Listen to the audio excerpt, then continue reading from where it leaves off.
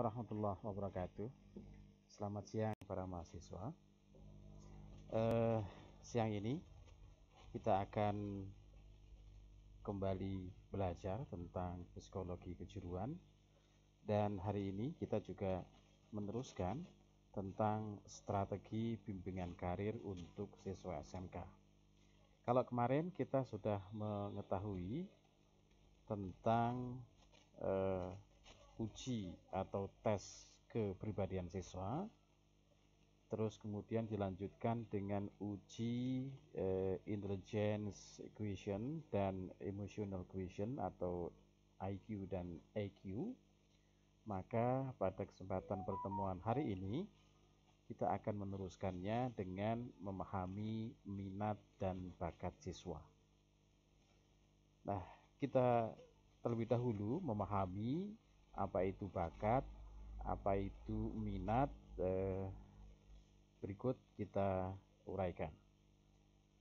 Pengertian bakat yang pertama adalah menurut Kamus Besar Bahasa Indonesia, bakat itu merupakan dasar kepandaian atau sifat dan pembawaan seseorang yang dibawa sejak lahir. Itu menurut Kamus Bahasa Indonesia. Sementara untuk pengertian bakat menurut Freeman pada tahun 1963, bakat adalah sifat-sifat yang memberi petunjuk akan adanya kemampuan yang dimiliki seseorang. Dilanjutkan, pengertian bakat menurut Semiawan tahun 1984, ia mengatakan bahwa bakat itu diartikan sebagai kemampuan bawaan yang merupakan potensi atau potensial ability yang masih perlu dikembangkan atau dilatih. Ability itu kemampuan ya.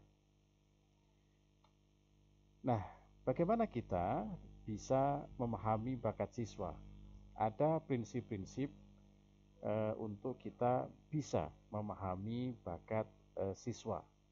Anda akan menjadi seorang guru, akan menjadi konselor, tentu Anda harus memahami bakat yang dimiliki oleh siswa.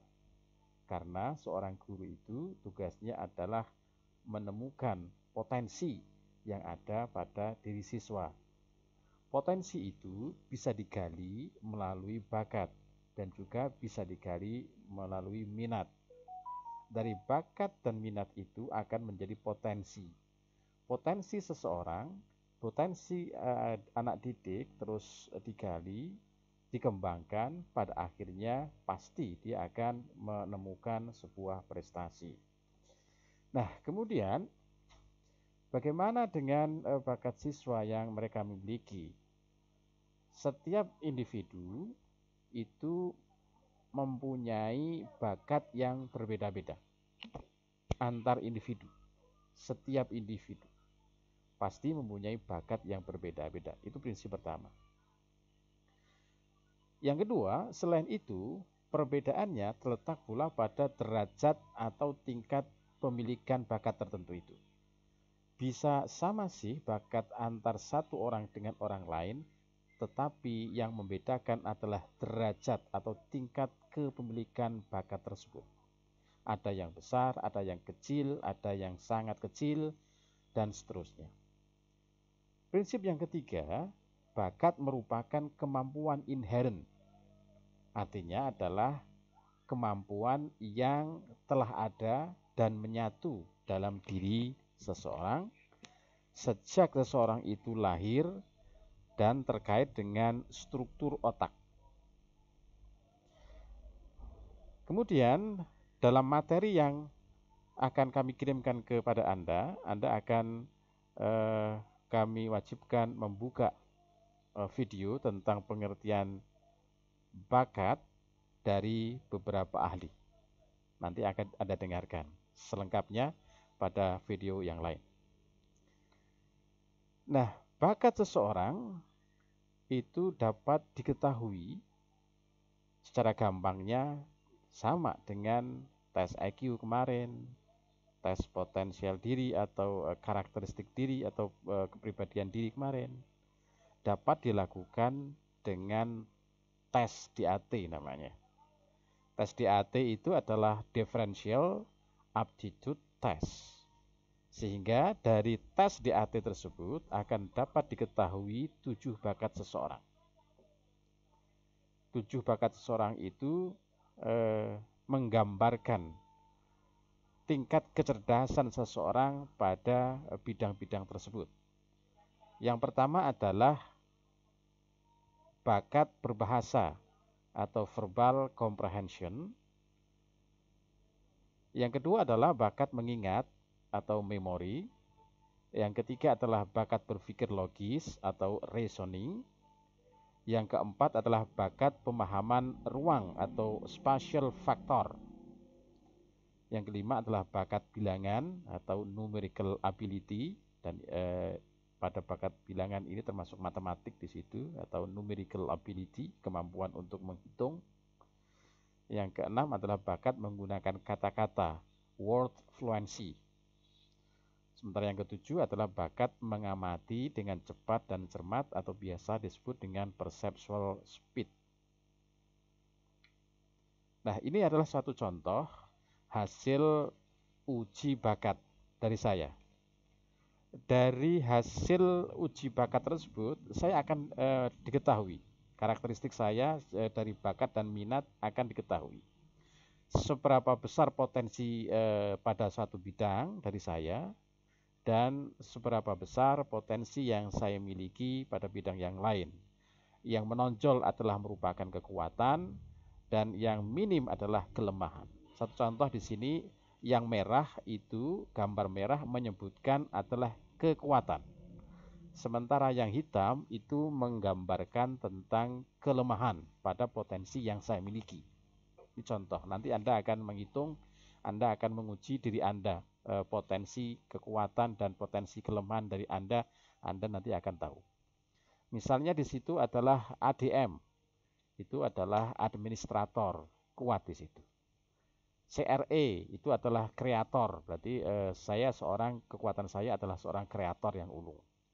Kemudian distributor atau dis, katakannya dis, itu ada merah kan. Kemudian med atau mediator, kuat juga. QCA atau quality control itu besar. Sementara yang lemah itu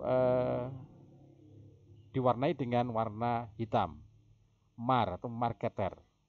Saya sangat lemah pada bidang marketer. Motivator, tidak bagus menjadi seorang motivator. Server, tidak bagus menjadi seorang pelayan.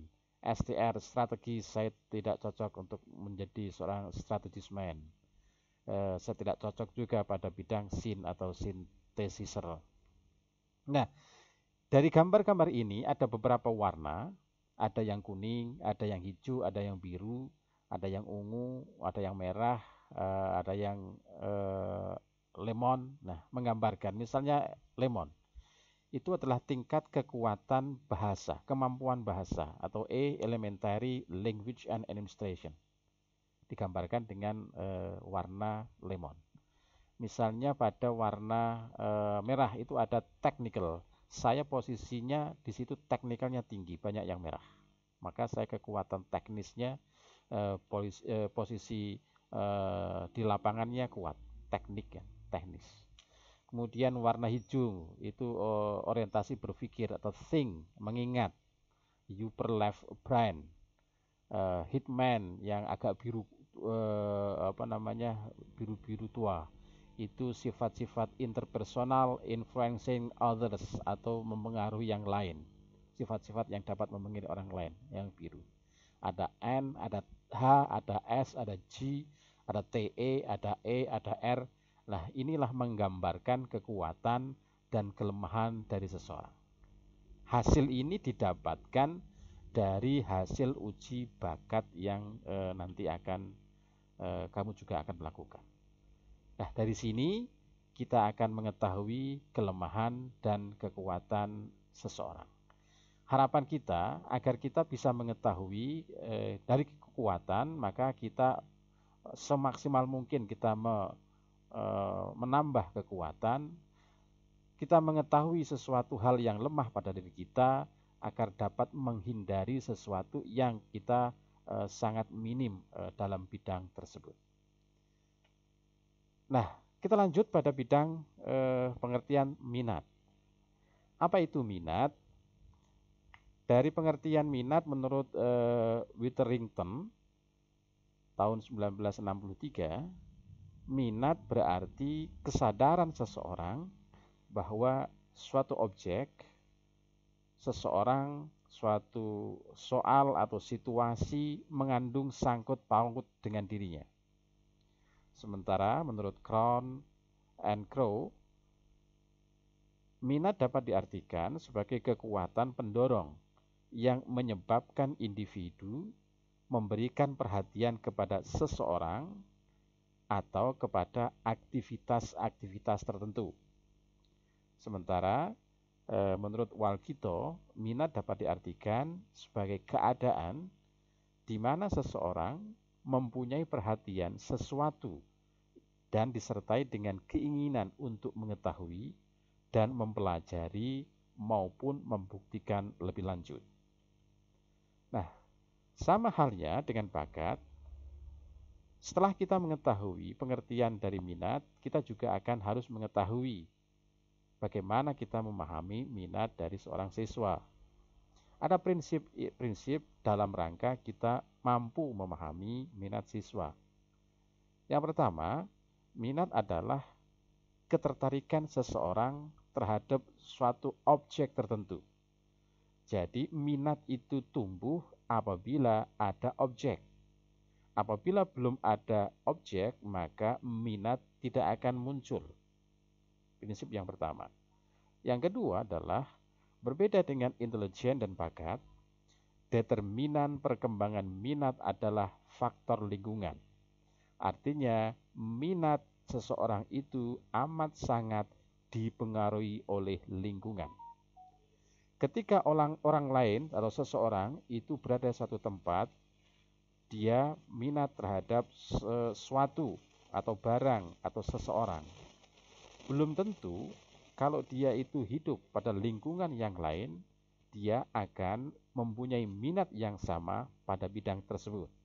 Artinya, minat sangat dipengaruhi oleh faktor lingkungan. Akibatnya, minat cenderung berubah-ubah sesuai dengan tuntutan lingkungan. Kecuali jika individu sudah memiliki komitmen yang tinggi untuk mengembangkan diri pada objek yang diminatinya. Minat itu sangat berperan untuk mengarahkan pilihan karir seseorang. Jika terjadi komplikasi pada minat, individu cenderung kesulitan dan ragu dalam mengambil keputusan karir. Artinya komplikasi itu terjadi dualisme pada minat. Minat ini, satu bidang ini minat, sementara bidang yang lain minat. Dia disuruh untuk memilih pada satu bidang saja, maka seseorang itu cenderung mengalami kesulitan atau minimal dia mengalami keraguan dalam memilih suatu keputusan. Termasuk di dalamnya adalah keputusan untuk berkarir, karena sama-sama punya minat yang sama pada bidang itu.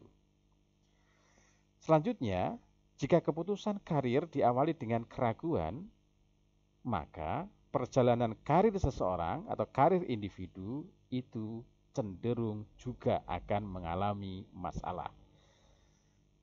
Nah, sebagai seorang konselor, sebagai seorang calon guru, Anda harus tahu pasti bagaimana Anda mengetahui minat yang dimiliki oleh siswa. Sebelum siswa itu Anda tunjukkan pada karir yang akan selamanya dikerjakan, yang akan menjadi profesinya. Pastikan ia memiliki minat pada bidang itu, dan minat itu tidak sampai pada dualisme. Jangan sampai dia mengalami minat yang sama sehingga dia ragu dalam memilih keputusan itu. Yang terakhir, minat seseorang dapat juga diketahui melalui tes minat. Nah, dari tes minat biasanya akan diketahui jenis-jenis pekerjaan yang cocok untuk dirinya. Ada beberapa laluan tes yang dapat diketahui pada areal minat kerja. Satu contoh misalnya outdoor. Berarti kan dia minatnya pada jenis-jenis pekerjaan di luar ruangan.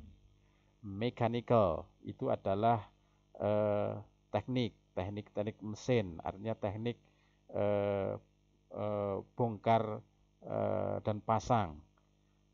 Yang ketiga adalah komputatif, computerized. Yang keempat pada minat scientific, pengembangan keilmuan. Yang kelima adalah persuasif atau seorang motivator. Minat yang keenam adalah artistik. Yang ketujuh adalah literasi. Yang kedelapan adalah musical. Yang kesembilan adalah social service. Dan yang 10 adalah klerika atau biasa jenis pekerjaan ini adalah tukang-tukang administrasi atau juru tulis. Nah, sama halnya dengan bakat seseorang, minat tertentu seseorang juga sangat dipengaruhi pada kecerdasan-kecerdasan yang dimiliki dari seseorang itu. Ada 8 kecerdasan orang. 1. Kecerdasan linguistik.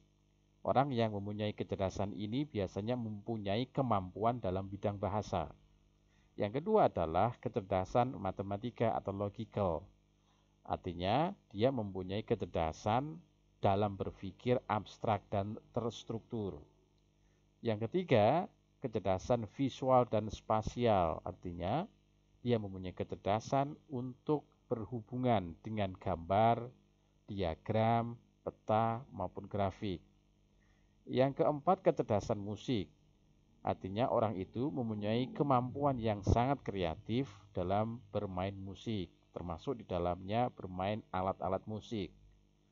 Yang kelima, kecerdasan interpersonal. Artinya adalah orang itu mampu bergaul dan beradaptasi dengan cepat dan mampu menjadi mediator dan pintar dalam hal berkomunikasi, karena akan menjadi seorang mediator kan. Yang keenam adalah kecerdasan intrapersonal. Artinya orang itu mempunyai kemampuan untuk dapat mengerti diri sendiri serta kemampuan untuk memperhatikan nilai dan etika hidup. Yang ketujuh, kecerdasan kinestetik. Artinya orang itu ahli dalam hal-hal yang berhubungan dengan fisik, pekerjaan tangan, dan dalam hal mengelola suatu objek.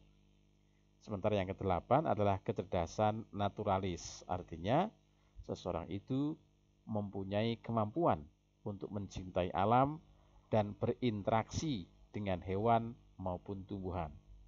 Nah, setiap orang pasti mempunyai minat terhadap salah satu dari kedelapan jenis ini. Ketika minatnya itu lebih besar, lebih condong pada satu bidang, maka dia akan maksimal mengerjakan bidang tersebut. Nah, sekarang permasalahan yang kedua adalah apa relevansi antara bakat dan minat terhadap suksesnya seseorang dalam berkarir? Dapat diketahui bahwa minat dan bakat itu sangat berpengaruh terhadap suksesnya karir seseorang.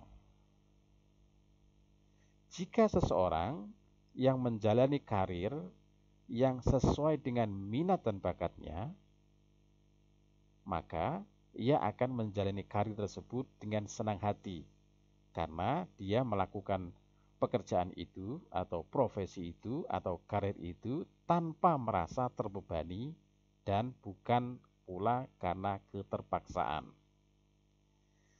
Sebaliknya, orang-orang yang menjalani karir yang tidak didasarkan pada minat dan bakat yang ia miliki, maka ia akan merasa bahwa karir yang ia jalani adalah sebuah beban dan sulit untuk mencapai hasil yang maksimal karena ada perasaan beban pada dirinya.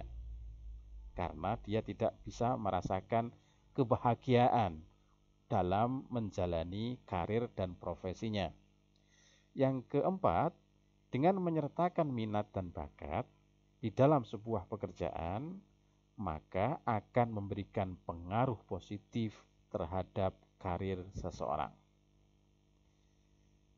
Pertanyaan selanjutnya yang timbul, penting manakah antara bakat dan minat itu? Mari kita bahas sekarang. Bakat seseorang itu memang penting.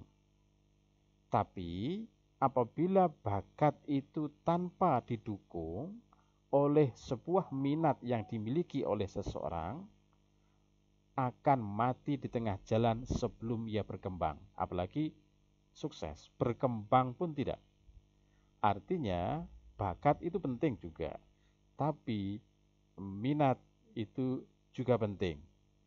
Sekali lagi, bakat tanpa didukung oleh minat, ia akan mati sebelum berkembang dengan bagus. Yang kedua, apabila seorang berbakat di bidang tertentu, tetapi dia tidak memiliki minat, alangkah baiknya kita merasa memaksa anak. Alangkah baiknya kita tidak memaksa seseorang itu. Yang perlu kita lakukan adalah menumbuhkan minatnya terlebih dahulu sebelum ia menemukan bakat. Artinya, minatnya dulu yang ditemukan. Minatnya dulu yang perlu ditumbuh kembangkan. Sebaliknya, minat tanpa bakat masih memiliki harapan karena dari minat itulah seseorang bergerak untuk terus menekuni keterampilan atau kemampuan hingga apa yang menjadi keinginannya dapat tercapai.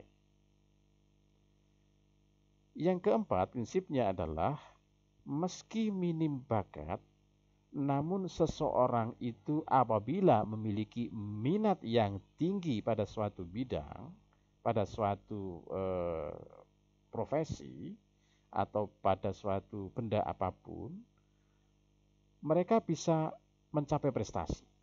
Hanya saja, seorang itu harus lebih bekerja keras untuk mewujudkan keinginannya.